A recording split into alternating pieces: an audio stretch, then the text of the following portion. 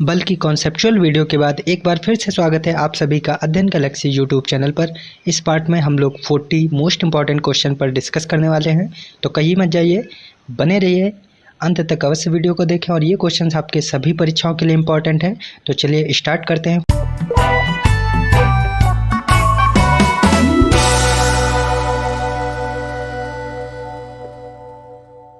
First question है आपका, निम्नलिखित में से कौन सी वेक्टर राशि है। आपके ऑप्शन है बल, चाल, ऊर्जा या तापमान। तो जब भी वेक्टर राशि की, पिछले पार्ट में भी हमने समझा, तो वेक्टर राशि की यानी सदिश राशि की बात करें तो सदिश राशि वे राशियाँ होती हैं जिन राशियों में परिमाण के साथ साथ दिशा भी होती है। परिमाण भी यानी मैग्नीट्यूड भी होता है और डायरेक्शन भी होती है। तो इन ऑप्शन में आपका राइट आंसर क्या हो जाएगा, बल। बल में परिमाण भी होता है और एक डायरेक्शन भी होती है, तो ये आपकी वेक्टर क्वांटिटी हो जाएगी। ए विकल्प सही हो जाता है। नेक्स्ट क्वेश्चन बढ़ते हैं। एम द्रव्यमान की कोई वस्तु जो ए त्वरण से गतिशील है उस पर प्रयुक्त बल क्या होगा। तो सिंपल आप देख सकते हैं, फॉर्मूला पूछा गया बल का। आपके ऑप्शन है ए प्लस एम, एम इंटू ए, एम अपॉन ए या ए अपॉन एन। तो एम द्रव्यमान की कोई वस्तु है जिसपे ए एक्सीलरेशन है, तो बल क्या होगा जानते हैं हम लोग, F is equal to M into A. बल हमारा द्रव्यमान और त्वरण का गुणनफल होता है, प्रोडक्ट होता है। चल, इसलिए आपका राइट आंसर क्या हो जाएगा, एम इंटू ए। अगले क्वेश्चन की तरफ बढ़ते हैं। पदार्थ के संवेग और वेग के अनुपात में कौन सी भौतिक राशि प्राप्त की जाती है। तो आपका मोमेंटम और वेलोसिटी का अगर रेशियो निकाला जाए तो ऑप्शन है आपके वेग, त्वरण, द्रव्यमान या बल। तो देखते हैं इसको सॉल्व करके। संवेग का फॉर्मूला क्या होता है, पी इज इक्वल टू यानी mv यानी मास इंटू वेलोसिटी। तो ये आप लिख लेंगे, यानी संवेग का फार्मूला हो गया और वेग v से डिनोट करते हैं। v और v कैंसिल हो जाएगा, आपका m बचेगा, यानी आपका राइट आंसर क्या हो जाएगा, m फॉर मास यानी द्रव्यमान। तो जब भी पदार्थ के संवेग और वेग के अनुपात की बात करेंगे तो उसमें आपकी राशि जो प्राप्त होगी वो होगी द्रव्यमान। अगले क्वेश्चन की तरफ मूव करते हैं। निम्न में से कौन सा आभासी बल है। आपके ऑप्शन है अभिकेंद्र बल, अपकेंद्री प्रतिक्रिया बल, अपकेंद्री बल या प्रबल नाभिकीय बल। तो आभासी बल आपका राइट आंसर क्या हो जाएगा, अपकेंद्री बल। वृत्तीय गति में करते समय एक समान चाल में कोई भी पिंड पर एक बल क्रियाशील रहता है जिसकी दिशा केंद्र से दूर हटती है, तो वो बल कौन सा होता है, अपकेंद्री बल, आभासी बल या वर्चुअल फोर्स कह सकते हैं। तो इसकी प्रवृत्ति क्या होती है, केंद्र से दूर की ओर या भागने की प्रवृत्ति इसकी होती है। तो यह हो गया आपका right answer C. Next question है, निम्न में से कौन सा क्षयकारी बल है। डिकेइंग फोर्स की बात की गई है। ऑप्शन है आपके गुरुत्व बल, घर्षण बल, स्थिर वैद्युत बल या चुंबकीय बल। तो क्षयकारी बल राइट आंसर बी, घर्षण, फ्रिक्शनल फोर्स, ये आपका डिकेइंग फोर्स होगा। देख सकते हैं हम लोग कि इस टॉपिक में प्रश्न जहाँ से भी बनेगा हम सब इन प्रश्नों पर चर्चा करेंगे। 40 क्वेश्चन हैं, सभी टॉपिक से उठाए गए हैं। देखते हैं अगला क्वेश्चन। प्रक्षालन मशीन किसके सिद्धांत पर कार्य करती है। अपकेंद्रीकरण, अपोहन, प्रतिक्रम परासरण और विसरण। प्रक्षालन मशीन क्या होती है, वॉशिंग मशीन जो होती है, तो वह किस सिद्धांत पर कार्य करती है। आपका राइट आंसर क्या हो जाएगा, अपकेंद्रीकरण। ये हमने बताया अपकेंद्री बल का केंद्र से दूर हटने की प्रवृत्ति होती है, तो ये वॉशिंग मशीन में ये सिद्धांत प्रतिपादित होता है। तो ए ऑप्शन आपका करेक्ट हो जाता है। नेक्स्ट क्वेश्चन है इंपॉर्टेंट। एक व्यक्ति संवेदनशील तराजू पर खड़ा है, यदि वह सांस अंदर लेता है तो तराजू की रीडिंग क्या होगी, बढ़ेगी, घटेगी, रीडिंग पर कोई प्रभाव नहीं पड़ेगा या वायुमंडलीय दाब यानी एटमॉस्फेरिक प्रेशर पर निर्भर करेगा। तो आपके राइट आंसर क्या हो जाएगा इस क्वेश्चन का, बढ़ेगी। ऑप्शन आपका ए करेक्ट हो जाता है। अगला क्वेश्चन है, गुरुत्वाकर्षण के कारण दो पिंडों के बीच कौन सा बल कार्य करता है। ऑप्शन है आपके आकर्षण, प्रतिकर्षण, आकर्षण और प्रतिकर्षण दोनों या इनमें से कोई नहीं। तो गुरुत्वाकर्षण के कारण दो पिंडों के बीच हमेशा अट्रैक्शन फोर्स, आकर्षण बल कार्य करता है, तो आपका राइट आंसर क्या हो जाएगा, अट्रैक्शन। नेक्स्ट क्वेश्चन है, पृथ्वी की सतह से ऊपर या नीचे जाने पर जी का मान क्या होगा। पिछली वीडियो में भी जी के मान में परिवर्तन एक टॉपिक था, उसको हमने समझा, तो उसको आप अगर नहीं देखें तो देखिए, उससे ये सारे क्वेश्चन और आसान लगेंगे। तो आपका ऑप्शन कौन कौन से हैं, बढ़ता है, कम होता है, कभी बढ़ता है तथा कभी कम होता है या कोई बदलाव नहीं आता है। तो पृथ्वी की सतह से अगर ऊपर या नीचे जाएंगे तो जी का मान जो होता है वो हमेशा कम होता है। तो राइट आंसर क्या हो गया, बी। नेक्स्ट क्वेश्चन है, विषुवत रेखा यानी इक्वेटर पर जी का मान, ये भी हमने उस पार्ट में क्लियर किया था। अधिकतम होता है, न्यूनतम होता है, समय के अनुसार बदलता रहता है या शून्य होता है। तो इक्वेटर पे बात करें तो न्यूनतम होगा। अगर हम पोल की बात करते, क्वेश्चन होता पोल्स पे जी का मान क्या होता है, तो अधिकतम होता है। तो इस क्वेश्चन में पूछा गया इक्वेटर यानी विषुवत रेखा पर, तो बी ऑप्शन आपका करेक्ट हो जाता है। अधिकतम किस पे होता है, तो ये भी ध्यान रखेंगे, ध्रुवों पर यानी पोल्स पर अधिकतम होता है किसका, जी की वैल्यू, जी का मान। नेक्स्ट क्वेश्चन है, जब लिफ्ट ऊपर की ओर जाती है तो लिफ्ट में स्थिर पिंड का भार, ऑप्शन है आपके, बढ़ा हुआ प्रतीत होता है, घटा हुआ प्रतीत होता है, पिंड के भार में कोई परिवर्तन नहीं होता, या डी ऑप्शन है आपका, इनमें से कोई नहीं। तो जब भी लिफ्ट ऊपर की ओर जाती है तो लिफ्ट में स्थिर पिंड का भार बढ़ा हुआ प्रतीत होता है। आपका ऑप्शन कौन सा करेक्ट हो जाता है, ए।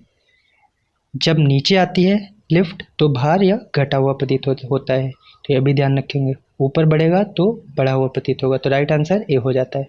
नेक्स्ट क्वेश्चन है, जी का मान होता है, इंपॉर्टेंट है, तो आपके ऑप्शन है 6.6 इंटू 10⁻11 न्यूटन, दूसरा है 6.6 इंटू 10⁻11, और तीसरा है आपका 9.8 मीटर पर सेकंड स्क्वायर, और फोर्थ है 0.98 मीटर पर सेकंड स्क्वायर। तो जी की वैल्यू बताई भी थी, आपका राइट आंसर क्या हो जाएगा, सी, 9.8 मीटर पर सेकंड स्क्वायर, सभी लोग याद रखेंगे। नेक्स्ट है, दूध से क्रीम निकालने में कौन सा बल लगता है, इंपॉर्टेंट है ये भी, घर्षण बल, अभिकेंद्री बल, अपकेंद्री बल, या इनमें से कोई नहीं। तो दूध से क्रीम निकालने ये भी आपका अपकेंद्री बल में आता है, यानी केंद्र से दूर हटना, जो बताया था अपकेंद्री बल। तो ये भी आपका राइट आंसर क्या हो जाएगा, सी, अपकेंद्री बल। नेक्स्ट क्वेश्चन है, एक पानी से भरी गिलास के नीचे से कागज को खींचते हैं तो पानी में गति उत्पन्न नहीं होती है, महत्वपूर्ण प्रश्न है, ध्यान देंगे। आपके ऑप्शन है, गति के तीसरे नियम के कारण, जड़त्व के कारण, घर्षण के कारण, या इनमें से कोई नहीं। तो जब भी पानी से भरे गिलास एक्टिविटी करेंगे, आप देखेंगे कागज को नीचे से हटाएंगे तो पानी में एक इंस्टेंट, उस टाइम में पानी में गति नहीं होती है, थोड़ी देर बाद पानी ग्लास से फैलता है। तो यह किस नियम के कारण होता है, यह आपका बी ऑप्शन करेक्ट कर देता है, जड़त्व के कारण, इनर्शिया के कारण। जड़त्व के कारण पानी से भरे ग्लास के नीचे से कागज को खींचने पर पानी में गति यानी स्पीड, मोशन नहीं उत्पन्न नहीं होती है, और एक पिंड को स्वयं एक समान विराम अवस्था में बदलने की अक्षमता को विराम अवस्था का जड़त्व, या बोल सकते हैं इनर्शिया ऑफ रेस्ट कहते हैं। तो आपका राइट आंसर क्या हो जाएगा, जड़त्व के कारण, बी ऑप्शन करेक्ट हो जाता है। नेक्स्ट क्वेश्चन है, मंदन है, रिटार्डेशन पूछा गया, ऑप्शन है आपके, परिवर्तनशील त्वरण, धनात्मक त्वरण, चर त्वरण, या ऋणात्मक त्वरण। तो मंदन की बात करें यानी कि रिटार्डेशन की, तो ये क्या होता है कि किसी भी गतिमान वस्तु पर बल लगाने से उसका वेग बढ़ता है, तो इसमें त्वरण उत्पन्न होता है, ये जानते हैं। लेकिन वस्तु का वेग बल लगाने पर घटने अगर लगे तो वह ऋणात्मक त्वरण या मंदन कहलाता है। तो आपका राइट आंसर क्या हो जाएगा, ऋणात्मक त्वरण, यानी प्लस में होगा तो वो त्वरण कहलाएगा, अगर वही चीज़ निगेटिव में यानी ऋणात्मक में हो जाएगी तो वो मंदन या रिटार्डेशन कहलाएगा। नेक्स्ट क्वेश्चन है, डैश की एस इकाई न्यूटन है, एस इकाई किसकी न्यूटन है, आपके ऑप्शन है, वजन और द्रव्यमान, वजन और संवेग, वजन और त्वरण, या वजन और बल। तो इनमें देखना है, दो दो ऑप्शन है आपके, कौन सी किसकी इकाई न्यूटन होती है। तो आपका राइट आंसर क्या हो जाएगा, वजन और बल, यानी डी ऑप्शन सही हो जाता है। हम जानते हैं बल की एसआई यूनिट क्या होती है, न्यूटन होती है, और जो वजन है आपका ये भी एक तरीके का भार होता है, और ये भी एक बल है, वजन यानी भार भी एक बल है जो पृथ्वी द्वारा m द्रव्यमान की वस्तु पर लगाया जाता है। तो वस्तु यहाँ से फार्मूला अगर इसका लिखें तो वेट यानी W = mg, मास इंटू गुरुत्वीय त्वरण, द्रव्यमान गुणे गुरुत्वीय त्वरण। तो आपका राइट आंसर क्या हो जाएगा, तो ये भी एक तरीके का बल है, तो इसकी भी एसआई यूनिट क्या हो जाएगी, न्यूटन हो जाएगी, इसलिए वजन की भी न्यूटन और बल की भी न्यूटन, तो डी ऑप्शन आपका करेक्ट। नेक्स्ट क्वेश्चन है, जी का मान, ऑप्शन है आपके, विषुवत रेखा पर अधिक और ध्रुवों पर कम होता है, पृथ्वी के केंद्र की ओर जाने पर कम होता है, पृथ्वी की सतह से ऊपर जाने पर बढ़ता है, या नियत रहता है। तो जी का मान पृथ्वी के केंद्र की ओर जाने पर कम होता है, जी का मान विषुवत रेखा पर कम और ध्रुवों पर अधिक होता है, पहले भी बताया, और जी का पृथ्वी की सतह से ऊपर जाने पर मान इसकी वैल्यू कम होती है। तो आपका राइट आंसर क्या हो जाएगा, बी, पृथ्वी के केंद्र की ओर जाने पर कम होता है क्या, जी की वैल्यू। नेक्स्ट क्वेश्चन है, चंद्रमा की सतह पर, महत्वपूर्ण है, द्रव्यमान और भार कम हो जाता है, द्रव्यमान स्थिर रहता है और केवल भार कम हो जाता है, केवल द्रव्यमान कम हो जाता है, या डी ऑप्शन है आपका, द्रव्यमान और भार दोनों अपरिवर्तित रहते हैं। तो चंद्रमा की सतह पर क्या होगा, द्रव्यमान हम जानते हैं कि स्थान निरपेक्ष होता है, मतलब द्रव्यमान सभी जगह पर समान होता है, और भार की बात करें तो भार का मान गुरुत्वीय त्वरण पर निर्भर करता है, जी पर निर्भर करता है, और चंद्रमा पर गुरुत्वीय त्वरण पृथ्वी के गुरुत्वीय त्वरण का कितना होता है ये भी ध्यान रखेंगे, 1/6 गुना होता है। इसीलिए चंद्रमा पर भी भार भी पृथ्वी का 1/6 गुना ही होगा। तो आपका राइट आंसर क्या हो जाएगा कि द्रव्यमान तो स्थिर रहता है लेकिन भार कम हो जाता है, तो बी ऑप्शन करेक्ट हो जाता है। नेक्स्ट क्वेश्चन है, पृथ्वी की सतह पर किसी वस्तु का भार, न्यूमेरिकल है, ध्यान देंगे न्यूमेरिकल भी पूछे जाते हैं आपके एग्जाम में। तो भार दिया गया है 29.4 न्यूटन और इसका द्रव्यमान यानी एम पूछा गया है। आपके ऑप्शन है 2 kg, 3 kg, 4 kg या 29.4 kg। तो भार फॉर्मूला भी ऊपर क्वेश्चन में बताया, W = weight = mg। तो यहाँ से आपका वैल्यू कौन सी दी गई है, मास, भार की वैल्यू दी गई है, वेट की दी गई है, तो आप फार्मूला रखेंगे, इसको सॉल्व करेंगे तो वेट 29.4 और यहाँ से m निकालना है आपको, और g की वैल्यू क्या होती है, ऊपर क्वेश्चन में था 9.8। इसको जब हम सॉल्व करेंगे तो क्या आ जाएगा आपका, m = 29.4 अपॉन 9.8, पॉइंट हटाएंगे और इसको सॉल्व करेंगे तो ये आपका कट जाएगा 3 से, तो m = 3 kg आ जाएगा, यानी मास आपका द्रव्यमान जो होगा वो आ जाएगा 3 kg। बी ऑप्शन करेक्ट हो जाता है। फार्मूला कौन सा लगाया हमने, W = mg, ध्यान रखेंगे। नेक्स्ट क्वेश्चन है, न्यूटन के गति के प्रथम नियम से किस राशि की परिभाषा मिलती है। ऑप्शन है त्वरण, बल, ऊर्जा या एक समान गति। तो इस क्वेश्चन का राइट आंसर क्या होगा, एक समान गति। जो पहला नियम अगर न्यूटन का देखा जाए तो क्या बताता है कि बाह्य बल की कमी में वस्तु की गति या विरामावस्था में कोई परिवर्तन नहीं होता है, अर्थात यह एक समान गति को व्यक्त करता है। तो डी विकल्प आपका सही हो जाता है, प्रथम नियम इसको इंडिकेट करता है। नेक्स्ट क्वेश्चन है, किसने कहा है कि एक पिंड विराम अवस्था में तब तक रहेगा जब तक कि बाहरी बल पिंड पर कार्य नहीं करता है। ऑप्शन है आपके आइंस्टीन, आर्किमिडीज, गैलीलियो, न्यूटन। ये आपके लिए बहुत ही सरल क्वेश्चन होगा, तो इसका राइट आंसर क्या हो जाएगा, न्यूटन। न्यूटन ने ही ये पहले नियम में बताया है कि जब भी एक पिंड विरामावस्था में है तो वह विरामावस्था में ही रहना पसंद करेगा जब तक हम एक्सटर्नल फोर्स नहीं लगाएंगे। तो डी ऑप्शन आपका राइट हो जाता है। नेक्स्ट क्वेश्चन है, एक गतिमान बस में अचानक ब्रेक लगाने से सवारी आगे की ओर झुक जाती है, या किस नियम का पालन करता है। अब देख रहे हैं महत्वपूर्ण क्वेश्चन है सभी। आपके ऑप्शन है न्यूटन के प्रथम नियम, न्यूटन के द्वितीय नियम, न्यूटन का तृतीय नियम या संवेग के नियम से। तो इस क्वेश्चन का राइट आंसर क्या हो जाएगा, प्रथम नियम से। ऐसा क्यों होता है, क्योंकि प्रथम नियम क्या बताता है, वही कि विरामावस्था में तो विरामा में रहेगी और गति में है तो वह गति में रहना चाहेगी। तो प्रत्येक वस्तु अपनी स्थिति को बनाए रखना चाहती है फर्स्ट लॉ के अकॉर्डिंग, और इसीलिए अचानक ब्रेक लगाने पर ड्राइवर के द्वारा यात्री के शरीर का वह भाग जो गाड़ी के संपर्क में होता है वो विरामावस्था यानी रेस्ट को प्राप्त कर लेता है, और ऊपरी भाग जो अपनी गति को बनाए रखना चाहता है, इसीलिए बस के रुकने से यात्री जो हैं वो आगे की ओर झुक जाते हैं।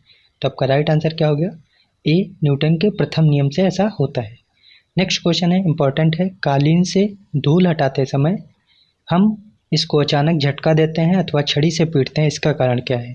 तो ऑप्शन है आपके, विराम के जड़त्व में धूल अपना स्थान जमा लेती है तथा कालीन से धूल तभी हटती है जब कालीन में गति प्रदान की जाए। बी ऑप्शन है, गति का जड़त्व धूल को अलग करता है। सी ऑप्शन है, झटका धूल तथा कालीन के बीच ससंजक बल से मुक्त प्रदान करता है और धूल दूर हो जाती है। डी ऑप्शन है उपयुक्त में से कोई नहीं।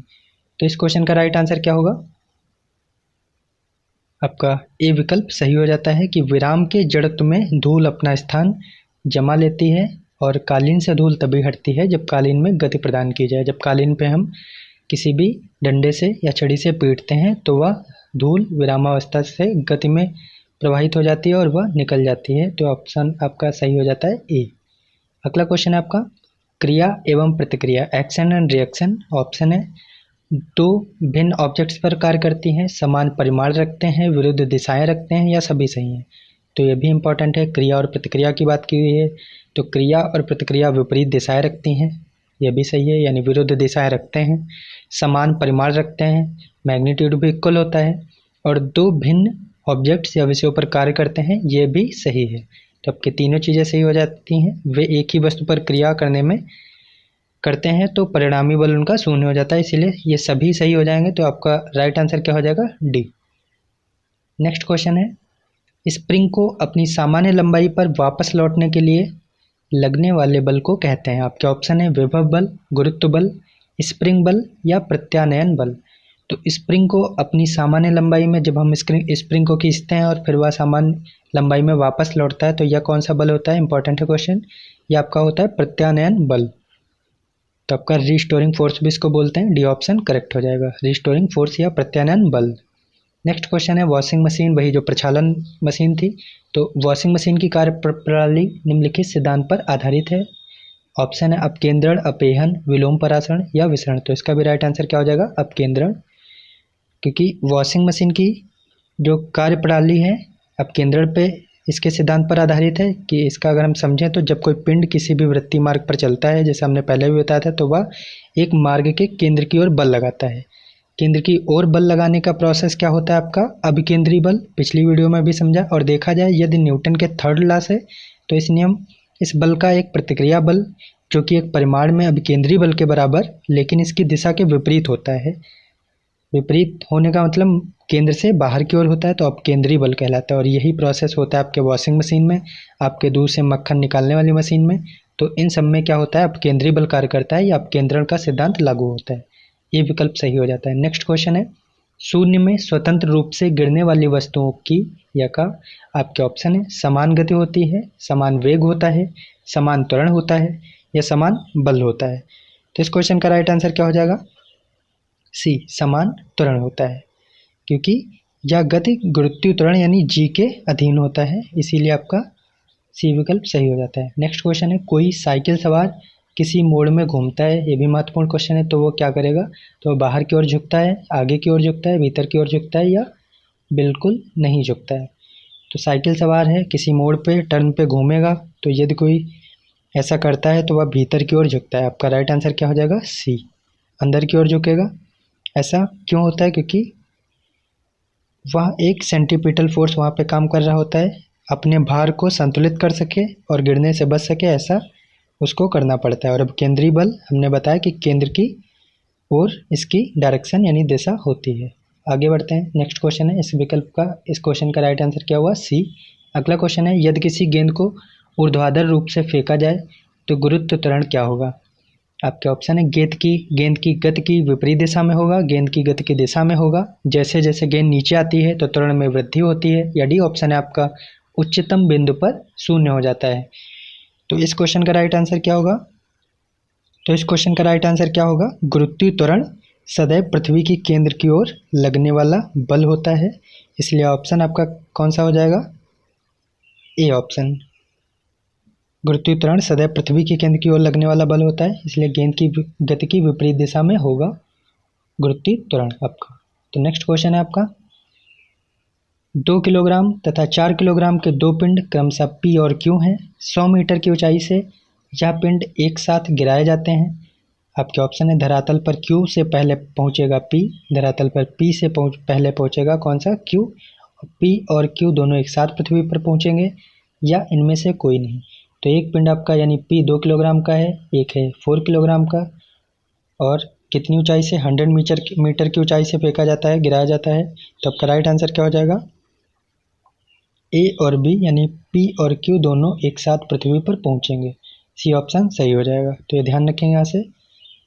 अगला क्वेश्चन है, एक मनुष्य का भार पृथ्वी पर न्यूमेरिकल है 600 न्यूटन है, तो इसका चंद्रमा पर भार होगा, वही जो रिलेशन बताया था उससे सॉल्व होगा। तो आपके ऑप्शन है 600 न्यूटन, 3600 न्यूटन या 0 न्यूटन या 100 न्यूटन। तो क्या दिया गया है? पृथ्वी का मनुष्य का भार पृथ्वी पर कितना है? 600 न्यूटन है। तो चंद्रमा पर पूछा गया है, तो इसको कैसे सॉल्व करेंगे? हम जानते हैं कि चंद्रमा पर जो भार होता है वो पृथ्वी के भार के 1.6 गुना होता है। तो यहाँ से इसको सॉल्व करेंगे। पृथ्वी पर कितना है, 600 है, तो 1/6 से मल्टीप्लाई करेंगे 600 को, तो आपका कैंसिल होकर कितना आ जाएगा, 100 न्यूटन। तो आपका राइट आंसर क्या हो जाएगा, डी, 100 न्यूटन। नेक्स्ट क्वेश्चन है, पृथ्वी वायुमंडल को किस प्रकार पकड़े रहती है, इंपॉर्टेंट है। तो ऑप्शन है गुरुत्वाकर्षण से, पृष्ठ तनाव से, पृथ्वी को अपवर्तन से, या सूर्य के प्रभाव से। तो वायुमंडलीय गैसों के जो अणु होते हैं उनका ऊष्मीय वेग पलायन वेग से कम होता है, जिससे वे पृथ्वी के गुरुत्वीय क्षेत्र से बाहर नहीं जा सकती हैं।